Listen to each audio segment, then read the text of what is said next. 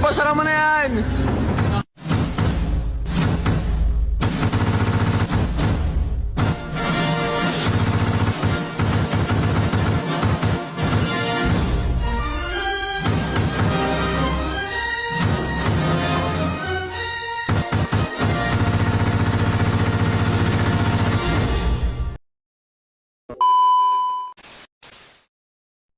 Assalamualaikum warahmatullahi wabarakatuh. Yang terhormat Bu Eka Fadila SIPMA. Saya Muhammad Rifka Zizi ingin memaparkan materi tugas 1, yaitu sistem keuangan publik. Dan nggak usah lama-lama lagi, mari kita bahas di dalam video ini.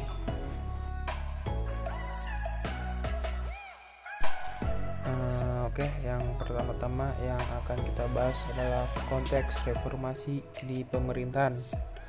Reformasi diperlukan untuk mewujudkan good governance melalui reformasi kelembagaan, yaitu pembenahan struktur dan infrastruktur pemerintahan daerah.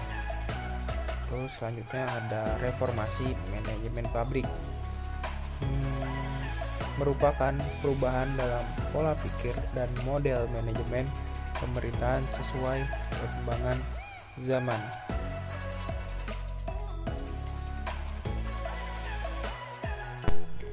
Oke, selanjutnya kita akan membahas New Public Management. Muncul pada 1090-an, fokus pada manajemen sektor publik yang berorientasi kinerja bukan kebijakan. Menyusun konsep seperti pertama ada manajerisme, yang kedua ada administrasi publik berbasis pasar, yang ketiga ada paradigma pasca birokrasi, yang terakhir pemerintahan kewirausahaan. Implikasi penerapan NPM sebagai berikut: ada penganggaran berbasis kinerja dan efisiensi dan pengurangan biaya, dan tender kompetitif.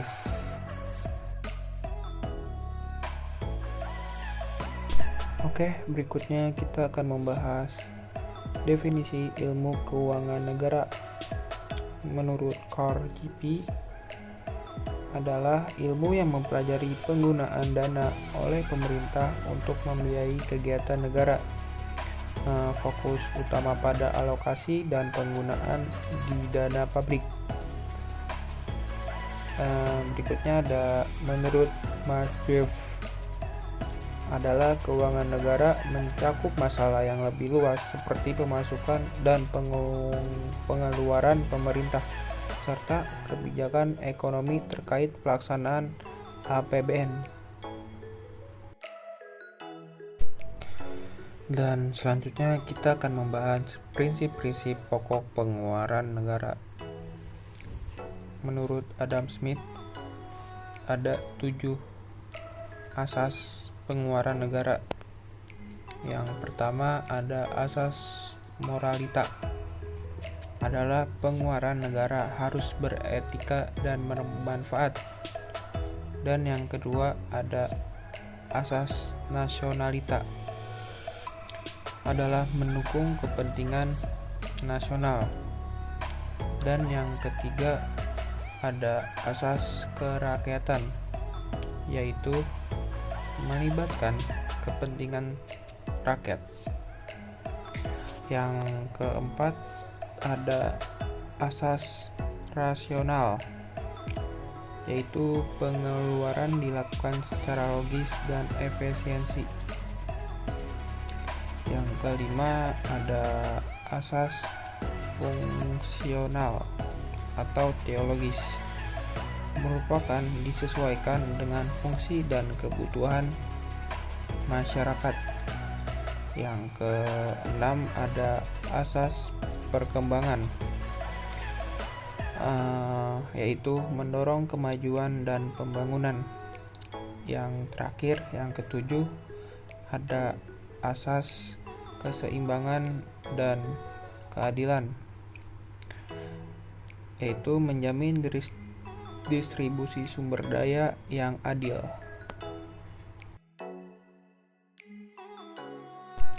Dan selanjutnya kita akan membahas pentingnya pengeluaran negara.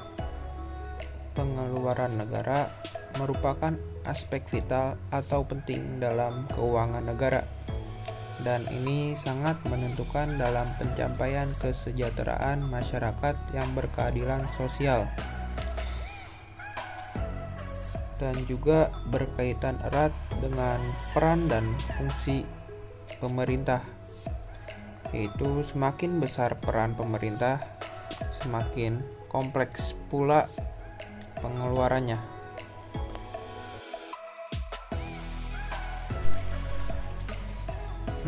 Selanjutnya adalah pengaruh pengeluaran negara.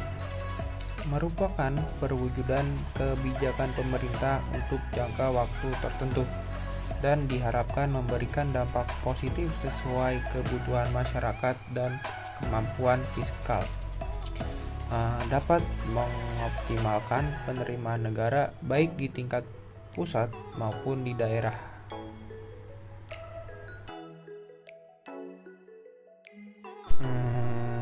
Berikutnya, saya akan membahas esensi dan definisi dari APBN.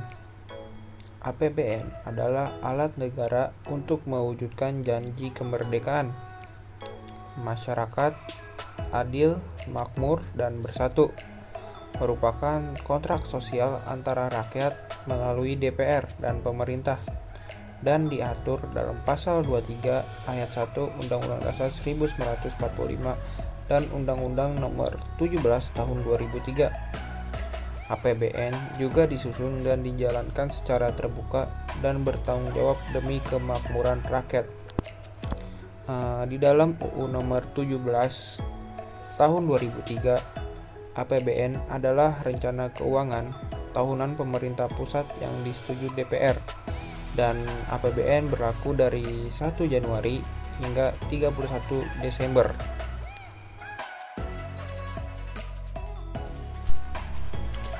Oke, setelah saya membahas pengertian dari APBN, selanjutnya saya akan menyebutkan fungsi-fungsi dari APBN. Yang pertama ada otorisasi, yaitu dasar pelaksanaan pendapatan dan belanja. Yang kedua ada perencanaan, yaitu pedoman perencanaan kegiatan pemerintah. Yang ketiga ada pengawasan, merupakan alat menilai kesesuaian pelaksanaan kegiatan. Yang keempat ada alokasi, yaitu mengurangi pengangguran dan pemborosan sumber daya. Dan yang kelima ada distribusi, merupakan mewujudkan keadilan dan kepatuhan sosial. Dan yang terakhir, yang keenam ada stabilisasi, yaitu menjaga stabilitas ekonomi nasional. Oke, yang terakhir ada struktur APBN. Struktur ini terdiri dari 3 komponen utama. Yang pertama ada pendapatan negara, yaitu hak pemerintah pusat untuk menambah kekayaan negara. Sumbernya itu dari pajak, PNBP, dan hibah. Dan yang kedua ada belanja negara, yaitu kewajiban pemerintah pusat yang mengurangi kekayaan bersih. Terus meliputi belanja pemerintah pusat, transfer ke daerah, dan dana desa. Dan yang ketiga ada surplus atau defisit, merupakan selisih antara pendapatan dan belanja.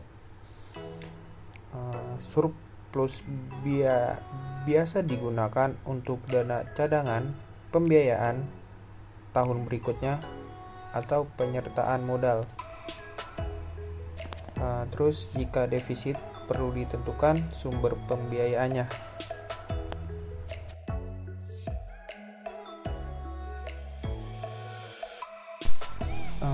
Oke, itu saja yang bisa saya sampaikan. Terima kasih atas perhatiannya. Semoga bermanfaat dan mohon maaf jika ada kesalahan dalam penyebutan kata-kata atau kesalahan di dalam video. Terima kasih dan sampai jumpa.